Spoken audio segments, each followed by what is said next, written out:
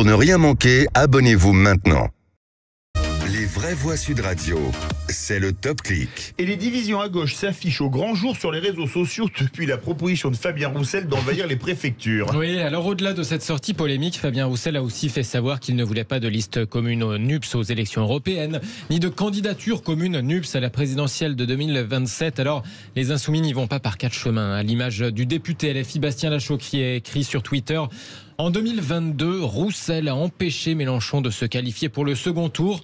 Avec la NUPS, il a sauvé son groupe parlementaire et depuis, il est le meilleur ami de Darmanin. Son ego est trop fort. Il veut être candidat en 2027, quitte à faire gagner le macro-lepénisme.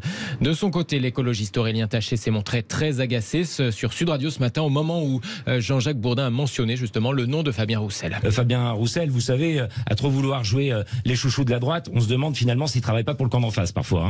Il dit qu'il faudra des candidatures multiples en 2027. Tout ça, ça sert qui? Franchement, ça sert qui? J'aimerais bien quand même que Fabien Roussel et surtout mes amis communistes se demandent comment ils peuvent jouer leur rôle dans cette alliance ou qu'ils la quittent, Jean-Jacques Bourdin. Mais vous savez, à un moment, il faut être cohérent. Posez-vous la question de savoir si cette alliance vous convient et si elle vous convient, comment vous jouez votre rôle à l'intérieur, et si elle ne vous convient pas, partez. Mais je dis ça, je pense que la plupart des camarades communistes ne veulent pas du tout partir. Simplement, il faut qu'à un moment, Fabien Roussel, on se demande s'il joue pour nous ou contre son camp. Autre échange d'amabilité pour illustrer ces tensions à ciel ouvert à gauche hier. Bruno Le Maire s'exprimait sur les prix de l'électricité, assurant refuser de les voir augmenter de 10 à 20% l'année prochaine.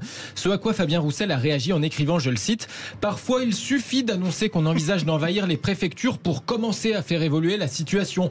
Sous-entendu, le secrétaire national du PCF sous-entend que c'est sa déclaration qui aurait poussé le ministre de l'économie à s'opposer à des hausses de prix. Ce à quoi la députée LFI Alma Dufour a répondu en partageant un gif, une petite image animée, le gif d'un monsieur en train de s'allumer un gros pétard. Voilà, bonne ambiance à gauche.